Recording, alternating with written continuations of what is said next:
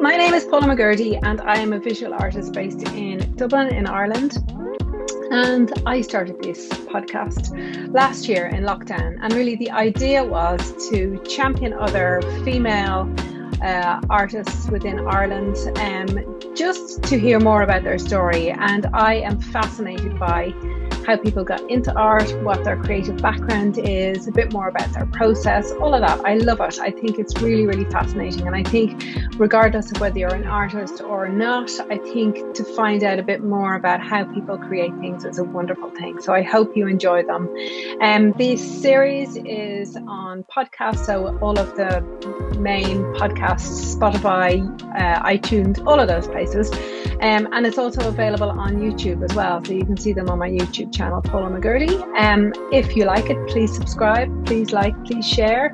Obviously, the way that these get out there and are seen more is if you guys champion them as well and champion the artists that are sharing as well. They give their time up as well to be here and to chat and share more about their process. And it's amazing. Brilliant. Well, lovely to meet you, Denise. And thanks for joining me. And I see one of your gorgeous paintings behind you there. Your big, beautiful paintings. Yeah, fantastic.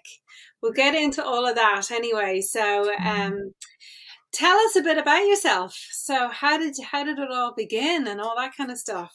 Okay, so my name is Denise McCabe and I am based here in County Monaghan.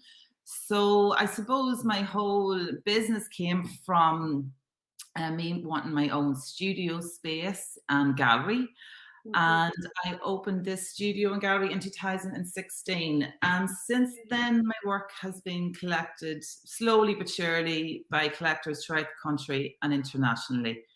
But really, it is only this past now 2 years that my work has been starting to sell more regularly. And I'm sort of starting to see, well, earn a living wage now, which is great because, I mean, I never thought whenever I opened, my studio here that I'd be able to actually be at it full time and start making, a regular income. It really was just sort of opened for me to have my space in my spare time. I'd work away, to keep me happy, I suppose. Yeah. So things are looking up, but you have to suppose it takes a lot of time and patience. If you did want to make a living, you really have to stick with it, I think, Paula, don't you? I mean, yeah, definitely.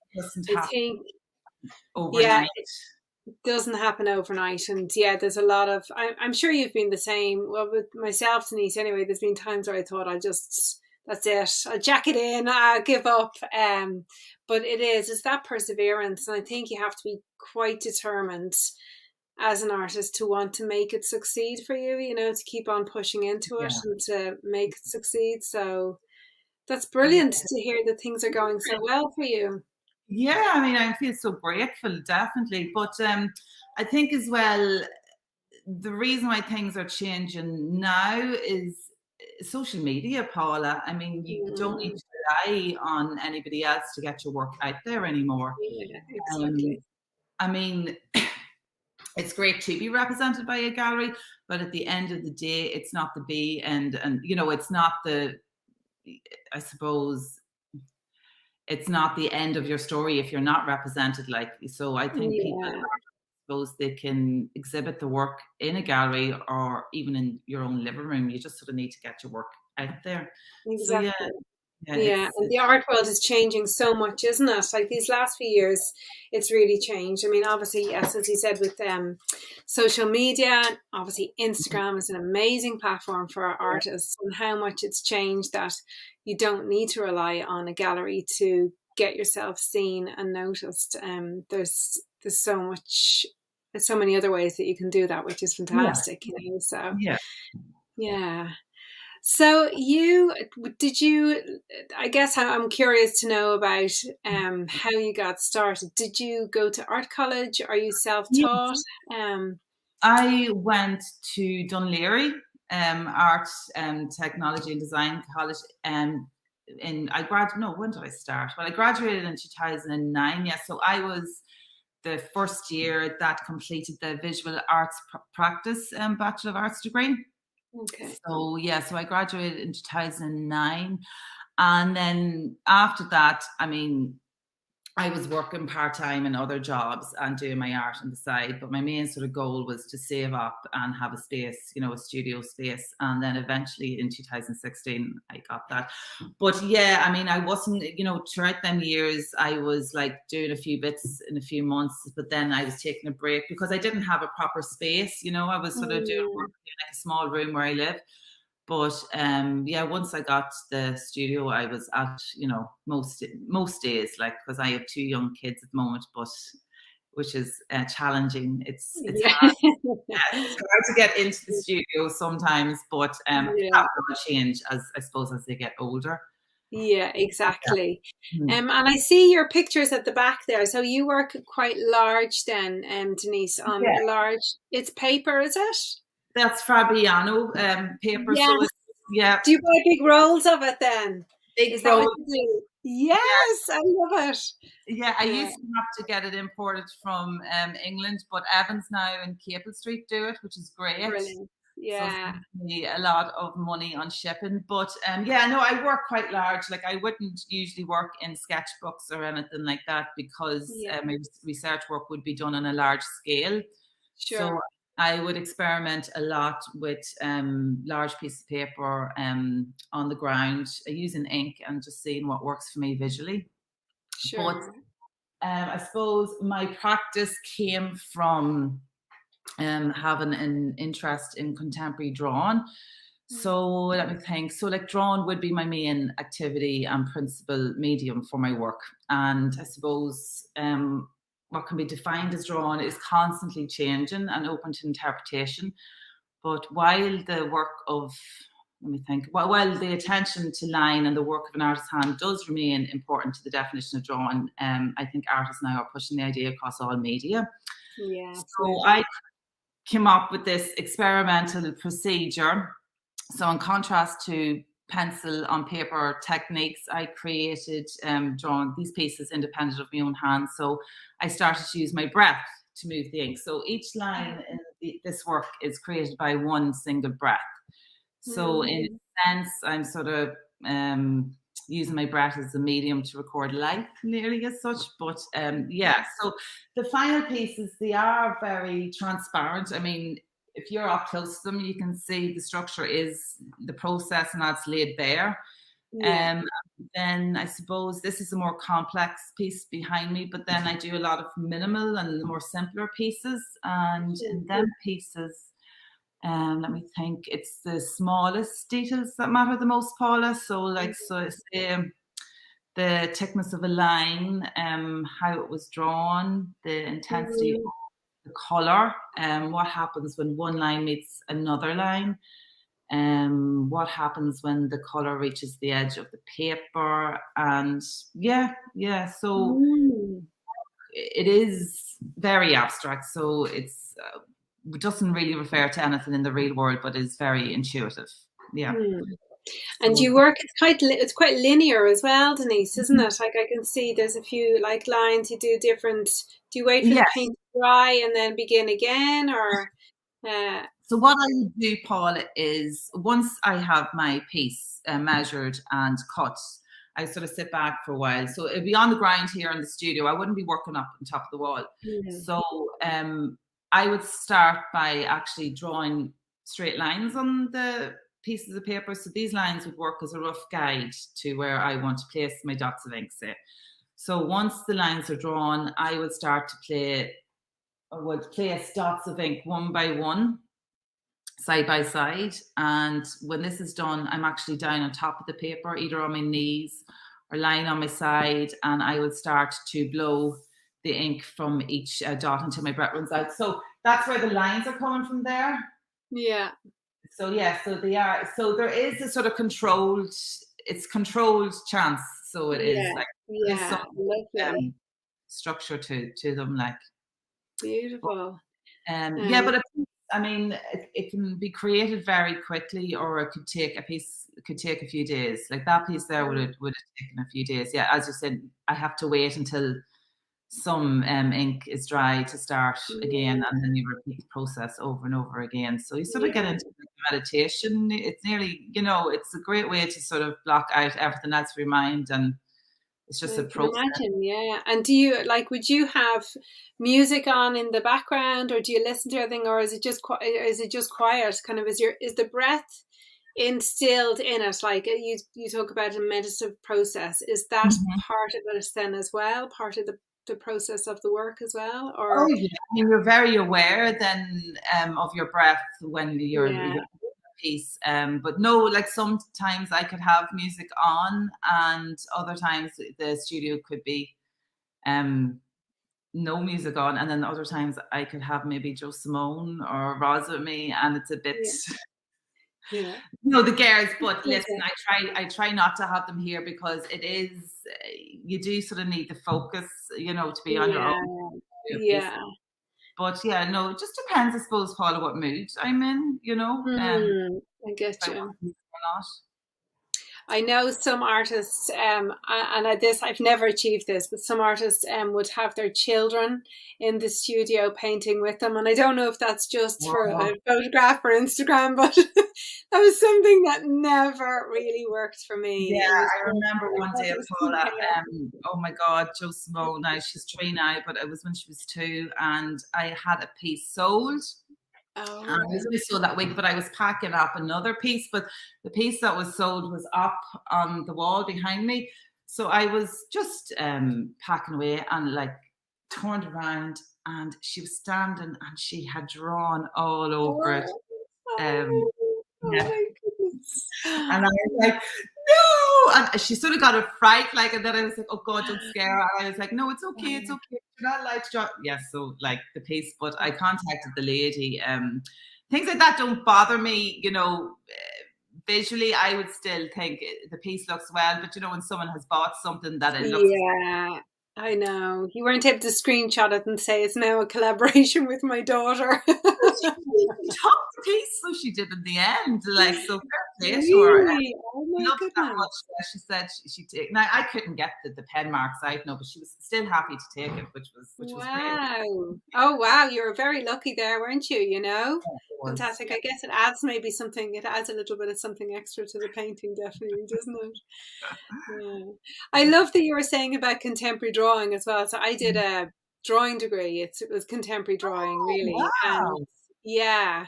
So I guess the idea of drawing being, like, people would say to me, oh, we do portraits and something. And it was just very much so far removed from anything I thought. I mean, there was people doing video and sound work and all kinds of stuff, in my course. So it's very broad.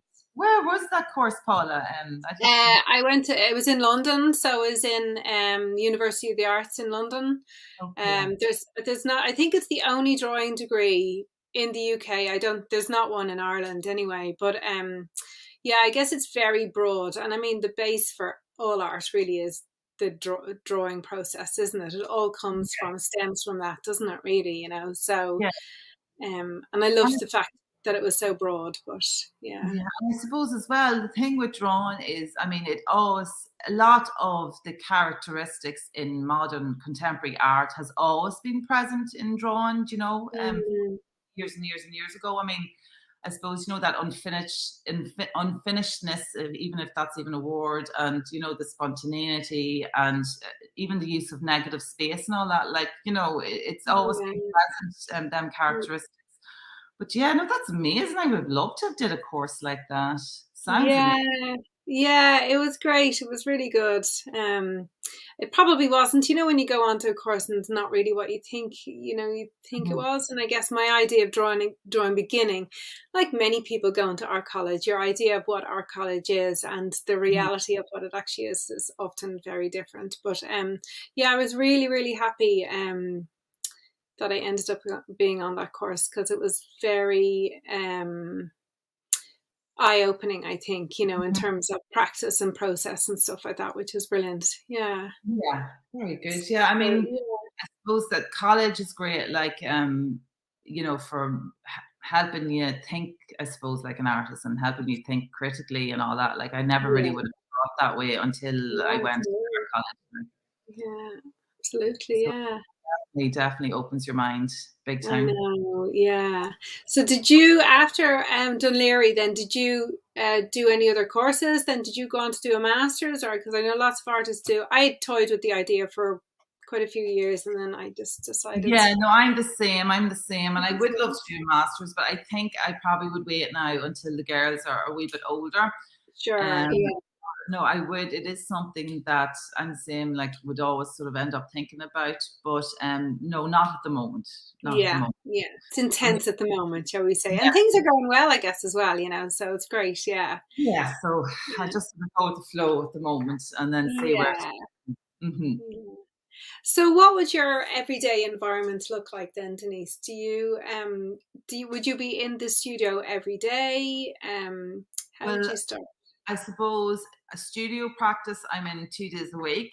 So I would be here on a Tuesday and a Thursday, and that is just for, doing work, physical work. And then the other days of the week I do be trying to fit in, emails and applications and stuff like that. So it is quite challenging though, like when you have a young child trying to fit things in. But she'll be 6 months this week. So when she's a few months older, I can probably send her on to a babysitter, hopefully for. But I would be in 2 days a week would be just studio practice, and the rest. But sure, there's so much else that you have to do on top of things. I mean, you're brilliant at. I seen you had like a reel up asking people how do they plan their week. You have everything down in your notebook. Like I'm the person. I've got it here, but it's a mess, Denise. Like that's what I mean. I love the lists. I love marking things off, but the reality is many of the same things go back on the same list. So it looks very effective. Yeah, but once you have something written down, you are more like focused, and you're more inclined to get it done, apparently. But to be honest with you, Denise, like, look, lots of things fall through the cracks here, just like everybody else, I guess, But you're amazing at Instagram. Oh my God. I mean, I must actually get on your page now for full and have a full look, because I could learn so much from you. Like, it's unbelievable. Like, you really, these reels scare the hell out of me. I don't really know. I guess. Yeah, Instagram is changing so much, and they've said that they're really focusing on video.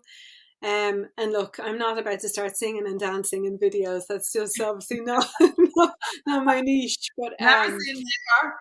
Yeah, it's true. Wait to see the next one, Denise. I'll be all singing and dancing. But I think as an artist, people are so fascinated with the background of what you do, whether it be a list or whether it be like what pens you use, and the whole process and stuff like that. And I think that's where you can use stuff like that. But I mean, look, Instagram is so brilliant for anyone who's visual to be able to put your work out there. And I think if you can engage people more with what you do, and they see little chinks of how it all comes together, then it's like storytelling, isn't it? Then it's very interesting for people. And I suppose as well, I mean, the thing with Instagram is, I mean, you're discovering new work, I mean, like every day, like it's unbelievable. And it really encourages you to, I suppose, be an individual when it comes to your work. I mean, so the whole thing about seeing people's process on Instagram is great, because I mean, it's only really through the process that the artists develop their original styles. So Instagram is a great place for encouraging that, because I mean, there's work of all sorts on it. Like, so it's a brilliant space. So you were saying as well, Denise, that you have so your studio's place is a gallery as well. Then is that it? Is that for showing your own work, or? Mm-hmm. Yeah. So this space here would have actually been an old milking parlour, and so it's a 2-story building, and they would have milked the cows downstairs, and upstairs here where I am would have been where the meal and all would have been stored. But upstairs is my studio, and then downstairs I have 2 rooms that are connecting, and I would use that as a gallery space. So I would. At the moment, it's just for my own work. which is it's a blessing like to have, like, so yeah, no, it's really good. And I had a show there. When was it? It was last year, but we were in lockdown, so I couldn't have people visiting that. But it was still great to have the work, actually, just to see the work up in the walls in the space. And you know, whenever you get your work up in a space and it's presented to a certain way, it's sort of like closes the series, if you know what I mean. It puts a final. What am I trying to say? You just feel that, yeah, you've worked so hard this past few months. It's just great to see it up in a gallery space, like. But yeah, no, I'm lucky to have that. And now it's a very, very small space downstairs, but actually the photographs, when you photograph the work, it's deceiving. You'd swear it was bigger, like. But yeah, I'm hoping to have a solo show downstairs now early next year. So that's my next thing, because I didn't get to having an opening for my last show and that. So that would be maybe in next February coming, or March. So that's what I'm aiming for. Fingers crossed all go well. Yeah, that would be amazing. And obviously your works are quite large. Has your work changed quite a bit over the years, like in terms of size and what you've done? Now my work used to be very large. I mean, one of my biggest pieces would have been 10 foot by 5 foot. So, wow. Yeah, and then other pieces would have been 8 foot by 5 foot. Okay. So they've got smaller. And working in the same way then, Denise, is that right? Definitely you can see a lot of development in the work. I mean, if you look at any of my pieces from 2000 and 2010, 2011 to my work now, it's not as controlled. The work was more controlled back then. The line is a bit more freer, and no, there's definitely, I mean, you can see it visually. There is a development. Now, I mean, I would have did a wee bit of photography and printmaking and all that, you know, in between the breath drawings. But I always this is the work I sort of always come back to. I just feel there's a lot more to develop within it, like. So and I guess the photography, it's a skill that you need as well, like alongside being an artist now, that people are putting their own works up on their own websites or social media. I mean, photography is probably very different than what you were doing, but just to have a skill to be able to take decent photographs of something and decent photographs of your artwork. Funny you mentioned that. Like, I like taking photographs of my work in natural light. And I would use, say, you know, Sachi Art, the website. I would use that for selling to international, because they organise shipping and all that. And obviously it'd be quite expensive to ship pieces on my own, but they're always emailing me about my photographs, saying that they're too dark, that they need to be bright, and, you know, for the marketing team and that, like. But I hate them when they're bright. I don't know, I think it takes away from them. I prefer them to be shot natural light. I don't know, it just, for me, visually. But it's actually it's hard though, taking pictures of your work, like I probably would need to do a wee bit more research on it, and it is a skill in itself. Like, I mean, that's what a lot of people do professionally, like it's some people's jobs, like. So I probably would need to do a bit more work on that side of things. But I definitely prefer it more in natural light, me personally. But I know when you're on your computer, they want you to have bright images and all that, like. So I don't know, what do you think, Paula? They need to be punchy, don't they? The whites need to be crisp white. And I know the Fabriano paper, because I work with Arches watercolor paper, and I used to work with Fabriano, and it's not bleached white. It's like it's there's a tone to it, you know, and it's very hard to get that then in photography, because it's not like a bright white, you know. So it's not the natural color, I guess, of it, really. I like things to look like, you know, themselves, like. So but But yeah, the Fabriano paper, actually, I remember I lived in London at the time, and I used to get it from a place called Atlantis, which was just off Brick Lane in London, and get these big rolls, and I'd have to get 2 buses there and bring it back on the bus. These massive big rolls. That's a lot of work. Oh my goodness, yes. I was tormented with it. But anyway, yeah. But it's gorgeous paper. It's beautiful, you know. Yeah, it is beautiful. Really and you know, it's amazing how your material, like whether it be paint, ink, or that, sits so differently on different kinds of paper. Like, your paper plays a huge role in your practice, like, so it does. Absolutely, yeah, definitely.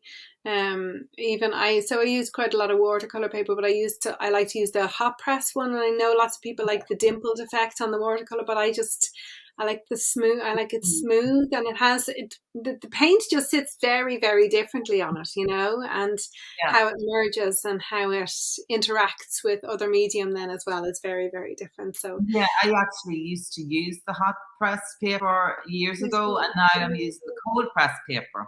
Okay, yes, comes around full circle. Hey, yeah. Do you stick your pages down then, Denise? Like, do you have to tape them down, or do they don't warp or bubble or anything like that? No, not this paper. No, I were to have them on the ground. You know, when you're cutting paper, it'll roll up. I just have my books all on it on the outside, and eventually, with the weight of the books, it will just sort of flatten. It will stay flat, like. Sure. This one, as you can see, is hanging quite well. Like, it's not rolling up. Yeah. Actually, my first few ever exhibitions, when I used to hang them, they used to curve at the bottom.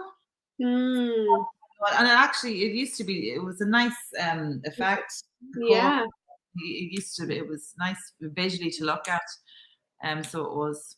So yourself, Paula, paper, like, it's constantly moving, you know. In the studio here, like, you know, it can be quite cold or it can be quite warm. Like, paper is always constantly moving. And that's the thing I do even see when I have a piece framed in the studio. You could come in some morning and, like, it could be warped just from the coldness the night before, but by the end of the day, even that could be all gone. Like, so, I mean, I suppose paper is like a living thing nearly in itself. It is, because I guess there's also the humidity in the air and all those kind of things that make it change and morph and all that kind of stuff.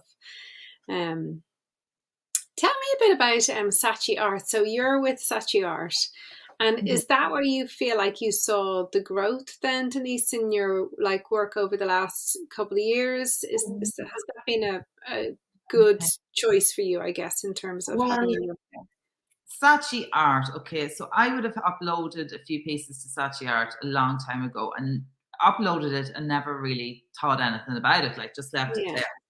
And then it was actually when I had my first child, she was only a few weeks old, and I was doing the night feeds, and to pass the time in the night feeds, I was just checking emails, and I had an email, and it was like, "Congratulations, you have some." And I was like, what's going on? And my husband was working nights at the time, and I rang him. I was like, "You're never going to guess what, I sold one piece on Sachi Art."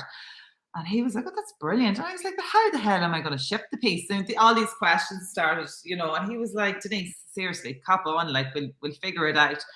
So they sort of seemed at that time to like my work, and if they do like your work, they will promote it. So they started promoting it in, like, they have, like, features every week and that. So I sold a good few pieces. So that sort of made me think, okay, yeah, like, I can fucking be based here in County Monaghan in a, you know, the back end of nowhere, and sell work, like. So that's when I started selling internationally. Now, with Sachi Art, I would get maybe 5 or 6 sales a year, like, which is good, but I actually, there's a lot of Irish people is buying work now, and, you know, I actually would thank Tanya, you know, Tanya from Florence and Henry.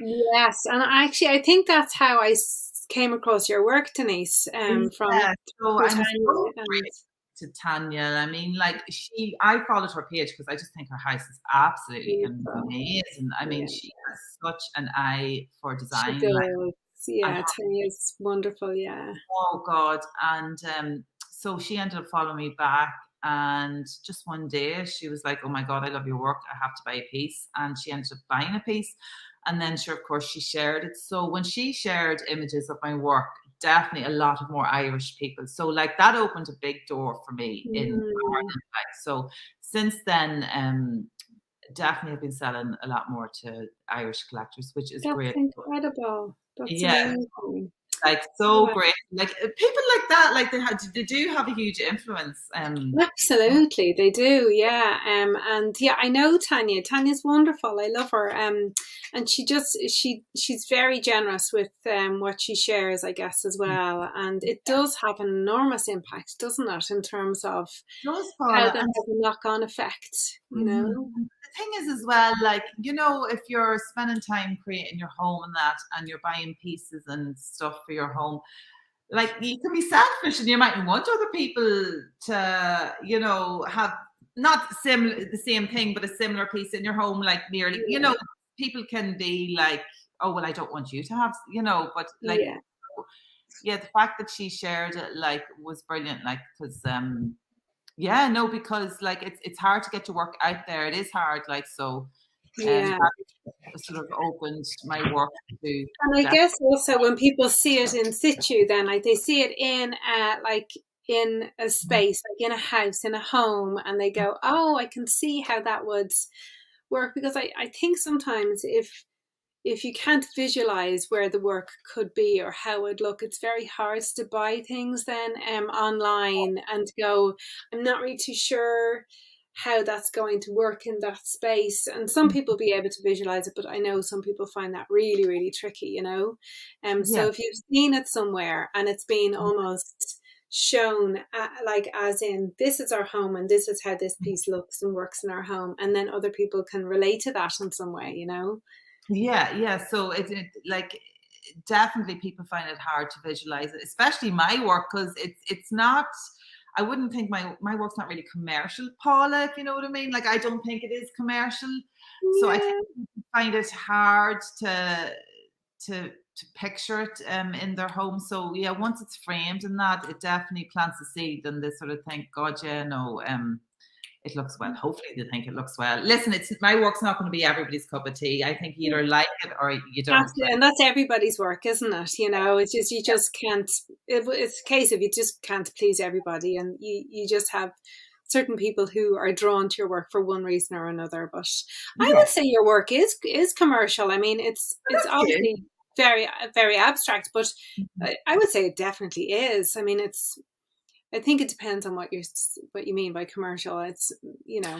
Yeah, well, I suppose I don't mean commercial. I suppose what I mean is basically what I mean. It wouldn't be to many people's taste. Like, I don't know, but I'm just presuming. Like, so I could be wrong, Paula. But I mean, the thing is, especially when you're making art, I don't know about you, but I remember, like, when I was younger, like, I used to try to make art nearly to make money, and that is just a recipe for disaster. I mean, you just make art. I think the best thing to do is just work away in your studio and do your thing. And if people like it, people like it, and if people don't, people don't. That's it. Like, I definitely don't think you should make money or make art to make money. I mean, I think that's just sort of a recipe to make bad art, if you get me. Yeah, I think you end up maybe trying to play to what people want as opposed to what really you want to be making yourself. Yeah. And then I think that spills over in your work then, because I feel like, I don't know whether you agree with this, but I feel like when I make artwork, there's an energy that I pour into it, and I think that exists within the artwork then that I make. And if it's something that I'm not happy with, or I haven't made out of that place that I know it's really from what I really want to be making, then I think that exudes then, you know, and I think that's some way that energy is passed on. And I think, there's probably been many times, actually, not recently, but way back, where I would have been quite similar, making art with a view to, like, oh, I need to make this to sell, but really kind of pleasing what was in at the time, or that kind of idea, I guess, you know. And as for me, it was, I remember like when I was just about to open my studio, it was listening to a few people. They were like, why don't, you know, simple things like meaning absolutely no harm, like at all. They were trying to like give me advice, but you know, why don't you work smaller, or you know, you'd probably sell more and all this sort of stuff. And I end up doing that. I was like, what am I at? I mean, at the end of the day, like I love making my work, and if it sells at, you know, in the end, that's just a bonus, you know what I mean? Like, so no, you're so right about the energy in a piece. Like, I mean, if you're just doing something for the sake of doing it, it's just not going to work. Like, no. Yeah. But as well, Paula, I was just sorry, I was about to say, you have to be careful what leaves your studio, I think, as well. I've learned that over the last few years. Not everything needs to be put out there. I think you have to be nearly selective now what you put up, you know, if you understand what I'm trying to say. Yeah, I do. I guess maybe I don't take that on board so much. No, but like, you know, there's a few things that maybe have left my studio in the past, and looking back, I'm sort of like, oh, you know, I prefer maybe if that hadn't been left. But I mean, I suppose. You mean if you're unhappy with something, or do you mean like it should be between yourself and, you know, say a client who has commissioned you to do something, that kind of idea? Or if I'm unhappy with something, like I probably now I can do pieces and I'm happy with it, but they mightn't necessarily be to me visually, you know, what visually pleasing, but I'm happy with the piece, if that makes sense. There has been one or two pieces that have left the studio and I wouldn't have been happy with them. Like I just like, nah, don't like, there's just something about it, the piece, and I probably thinking back, I should have never have let it leave the studio. So it's just something that I start to think about now. Like I should be more careful of what I put up online. Yeah, it's just something that I do think it's a reckoning with things like that, and you kind of, it's a process to learn that, and I think that comes with, I feel like it comes with an art career, that you're maturing along the road, that you know, it's back to that thing, is it a sale because I just want it to be a sale, or is it a sale because I've put the energy and the time of what I love and what's authentic to my own work and what I'm really happy with putting out into the world, and understanding the balance between saying that's something in that work doesn't sit right with me, and knowing when to be able to pull back and say, okay, there's a change of mind on that, or it's no longer for sale, or whatever it might be. I think that comes with just the learning process and the maturity of it. You know, you definitely put it better than me. Well, I don't know, but articulate what I'm trying to say. Let's just say, Denise, I'm still learning that, really, you know. But there's some, like, one of my favorite artists really would be Louise Bourgeois, and I think you know, she was 93, still making work, and I think, gosh, how much did she learn along the way of, you know, all those nuanced things that you don't really think about as an artist, and the decisions that you have to make in order to put your work out there, and to feel like that you're giving your work the right space and time that it deserves, I guess, you know. But as somebody like her, I think, gosh, wouldn't you love to sit down with somebody who has that wealth and depth of knowing, oh God, yes, knowing themselves and knowing their work. Yeah, definitely. It would be amazing. Yeah. We're just babies, Denise. We're just babies. I suppose that's the great thing about our jobs, is it is something that we'll be able to do if we reach to 93 years of age, absolutely, you know? Absolutely, I know. And do you feel like, I guess just getting back to your children, do you feel like your work has changed, or how you work has changed since having... Yeah, I think since having my two girls, I have more of a need to do work. There's like, well, I'm constantly thinking, oh, when am I going to get to the studio? I need to do this, I need to do that. I don't know what it is. I think obviously before kids, you take your time for granted. And now I'm like, what was I doing with all that time? Like all that was time. I even making work? I know, it's so funny, isn't it? I often think God. I'm so much more prolific since having children than since before. There is an urgency, I think, in the time, in your time that you do have in the studio. Then it's not taken for granted. Yeah, yeah. And I wonder, is because you say that your work is meditative. I wonder, is there just that element of just that meditation space just to yourself when you're creating as well? No little people demanding your attention, or just yes, noise that goes with that. No, it's definitely good for, you know, for your head, like your mental health, you know, to do something that you love. And creating anything, I mean, even cooking, like anything that you create something, you know, from scratch, it's good for your well-being. So yeah, of course. Yeah, I know. What about the business side of things, then, Denise? Obviously, you are doing really well, and that's amazing. How do you keep on top of all of the other bits that go along with being an artist and like selling as an artist? Because there's obviously things that need to get done that I tend to put off, but at the moment, like, just as like sort of going with the flow. I mean, there's not really much thought process going into anything at the moment, Paula, but I just sort of try and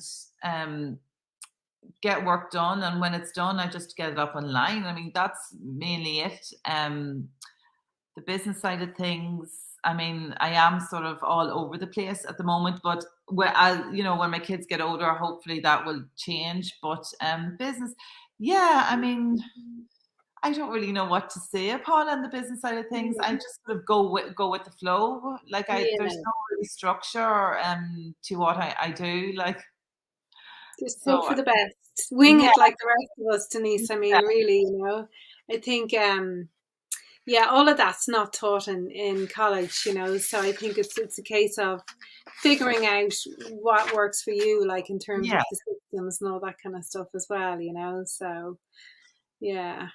I mean, my family would be business like led. Like my mother and father have run their own businesses, you know, all their lives. Like, so maybe it's in there somewhere in me. Like, but I'm just sort of going with the flow. Like, that there definitely is no structure to my you know. That's a pretty crap answer for you, Paula. But no, that's the truth, though, Denise, and I think many people will be the same. You know, I think in terms of figuring things out, and just sort of fake it until you make it. Isn't that what they say? Yeah, absolutely. What are some of the things, though, Denise, that you would feel like would be challenges along with being an artist or being creative? With being an artist, I suppose definitely talking about my art is a challenge. I always found as a challenge, even in college. Oh my God, I used to dread like any presentation or anything like that. But I suppose like that, the more you do it and the more you practice, the easier it gets. And getting your work out there, it is challenging. But of course, as we were talking about early on, it is easier with the likes of Instagram. But yeah, I mean, it is hard to get your work out there to a broad audience, like, but you just keep doing it bit by bit and hope for the best, as you say. And then motherhood, of course, any job is challenging as a mother, but it is challenging whenever you have young kids trying to get things done. But I suppose it's about trying to find the perfect balance between the two. And creating, I suppose, the only challenge is with creating work is actually getting into your studio and doing it. But once you're in, I mean, you just have to, I suppose, trust your gut and just start working away. I mean, originality really only comes from creating, and it's through the process every artist will actually end up developing their own signature style. So say to anybody, just do it. I mean, just keep, and don't be afraid of making bad art, because it's only till you make bad work that you appreciate your good work, I suppose. Absolutely, yeah. I would have never said you, because you come across as being very, very capable of talking about your work. So I wouldn't have seen that as one of your challenges at all. You know, you're very good at speaking about it. So, but it's interesting. How you perceive something compared to how other people perceive you is often very different, isn't it? You know?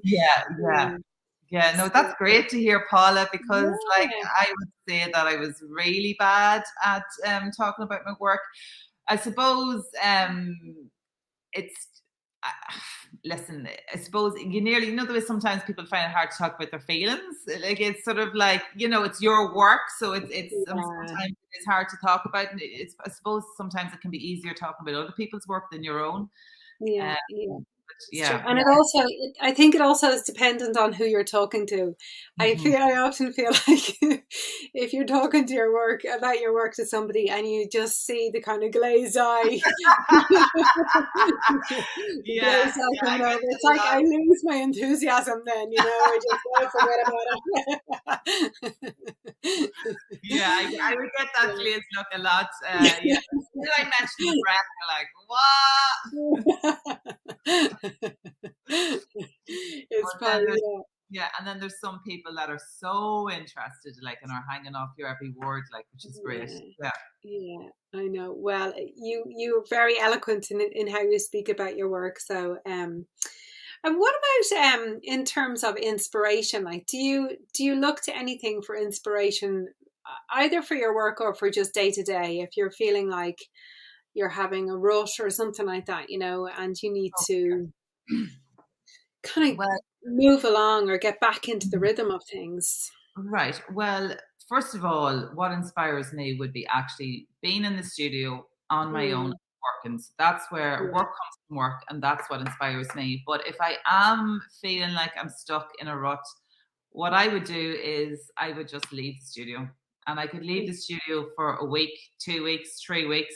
And then after that break, I'll come back and I will just clear it all out, get it all cleaned up and start afresh. I think sometimes you need to take a step away to sort of re-energize yourself.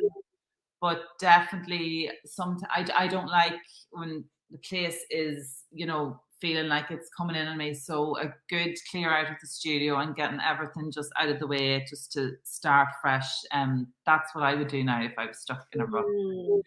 I mean, you don't have to be in the studio every week. Like, there's so much other things that you can be doing, other than actually physically working. So if you are stuck in a rut, I would just leave for a while and then come back. Yeah, I think sometimes it's like having an argument with somebody. You just need you need space from it all sometimes. Come back and, okay, I forgive you. Yeah. Or you can forgive me, whatever. I forgive you. Yeah, it is. It's that breathing space from something, and then you're able to get a different perspective on things, I guess. Yeah. As well. Yeah. One thing that I often ask other creatives is if you have any, bits of suggestions for somebody who's wanting to start out, or for somebody who has that creative thing within them, but they just don't know where to begin. What would you say to them? Well, I would.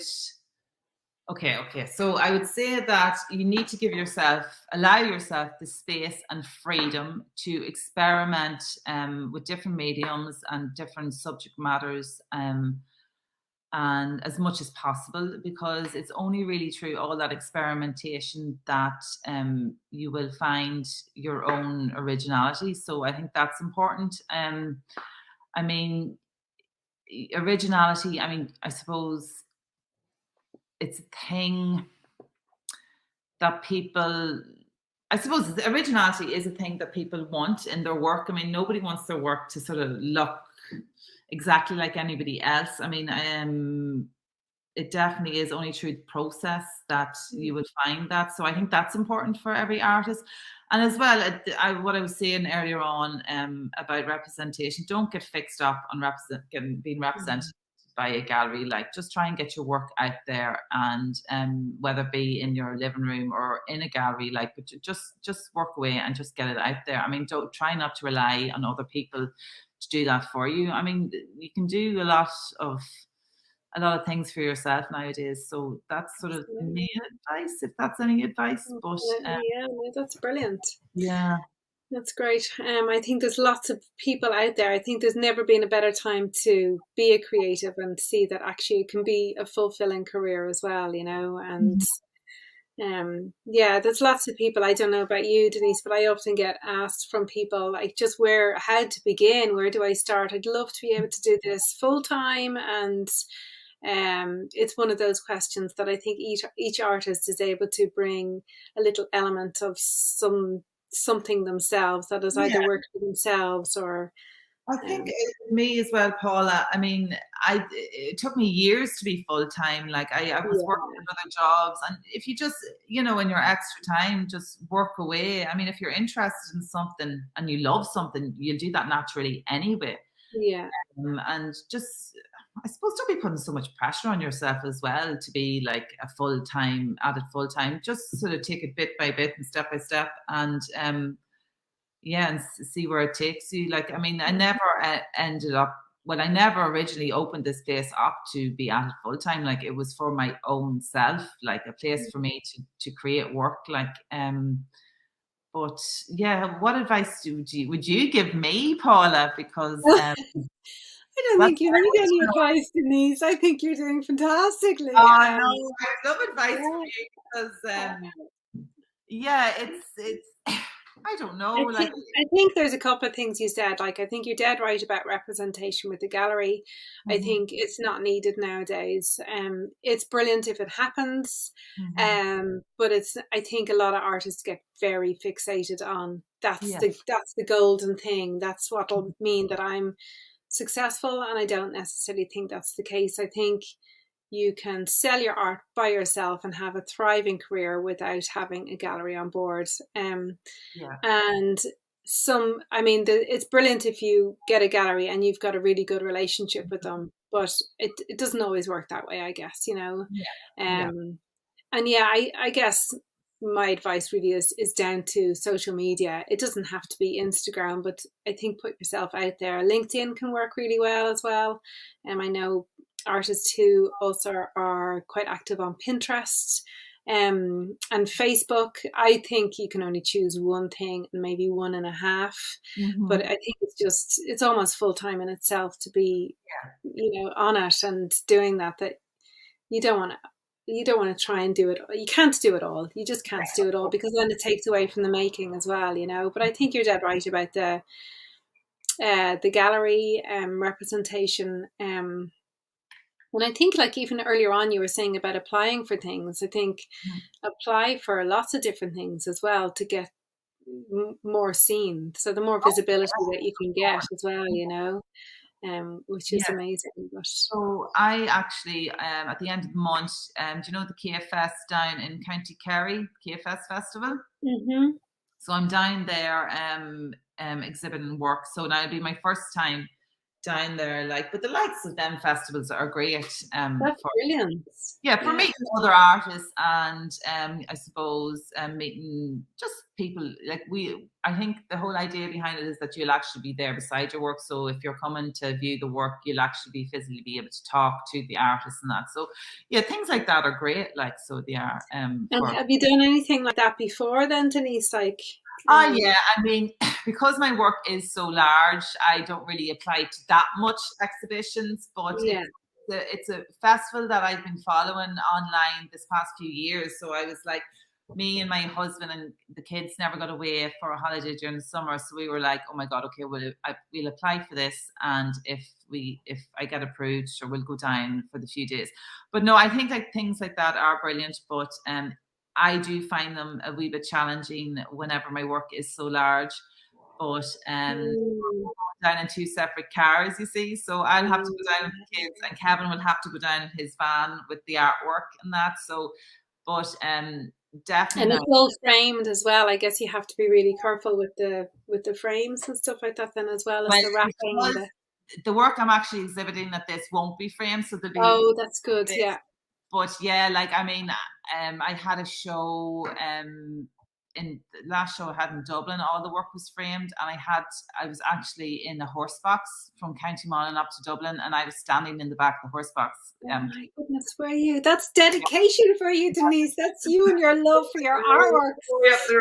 I'm going to protect them. It's like the mother hen, you know. And it was like straw and everything at the bottom, the horse box, like, but like, this is it, like, so we got them all up to Dublin safe and sound, and had the exhibition and everything, so it was good, like. But yeah, it is a bit of a torture when the work is so big. Like, hopefully, like, I'll end up making loads of money, and all this won't be a problem for me anymore. I can just hire a big lorry or something.